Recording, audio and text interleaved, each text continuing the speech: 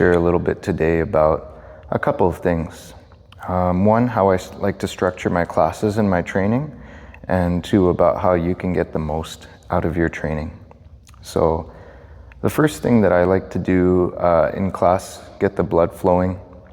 And I'm going to try to do this while talking about my structure without putting down how anybody else does things, but I might be referring to that and just saying where I notice some deficiencies.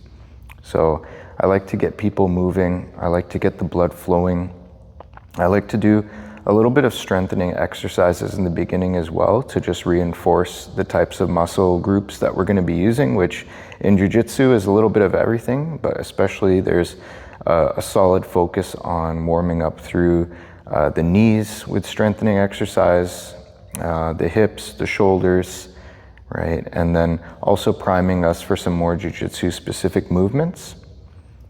Beyond that, I really like to get going with a few different types of exercise. So one would be the no hands Jiu-Jitsu, which my students are used to. So when we're doing no hands Jiu-Jitsu, we're not doing a full sparring session or a roll, right? So we're mostly focusing on one person being in the open guard passing position and one person being in the open guard position. And in this way, the person on the bottom gets to work their hip movement and core strengthening and warm up. And then the person on top, again, without using their hands, they're trying to pass guards. So they're beginning to warm up their feet, their footwork, changing levels, doing side-to-side changes, and all of the other things which are relevant to the movements of Jiu-Jitsu. There's many other types of warm-ups that we can do, so I try to change it up. And then also I have it in mind that through the week, it's needing to fluctuate. So more so at the beginning of the week, what I notice is that people may be kind of coming back online from the weekend, whatever they were doing or whatever they weren't doing on the weekend. It's a good time in the beginning of the week to sort of reinitialize some of those movements.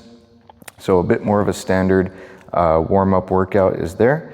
And then as we get deeper into the week, hopefully if they're training regularly, the students are more kind of primed in terms of their body. So we move on to more Jiu-Jitsu specific warm-ups throughout the week, or even going into things like flow rolls later in the week. And depending on the level of the class, doing a little bit more like open drilling style. Now, again, in terms of like what I feel is lacking in a lot of people's approach in Jiu-Jitsu is the stand-up game. I do think that it's coming along and there's a lot more focus on the wrestling, the judo, but it's still not quite being taught, or if it is, it's the technique of the day.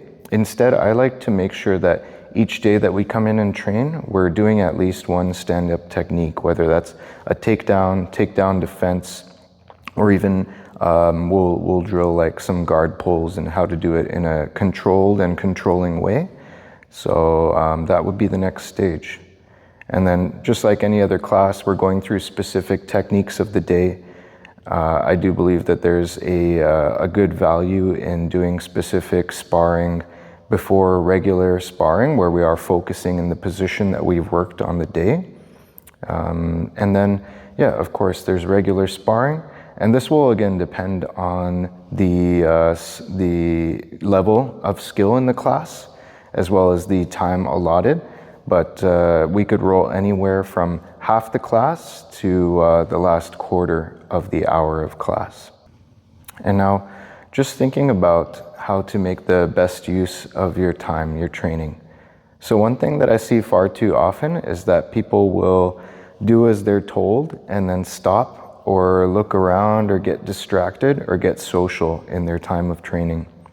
And I love it and I get it that people are there to connect, or it's like a byproduct of being there and a positive point. You know, you're in community, you want to catch up with friends, you might be tired from your day.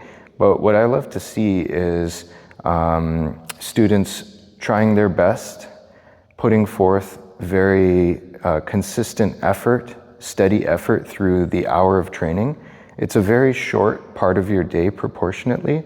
So I like to see people locked in, focused. What I don't like to see or hear is when I've spent time going through a principle or technique, and then somebody's kind of been talking or they're distracted, and then they're asking me again to repeat. So this is a sign that the focus isn't there.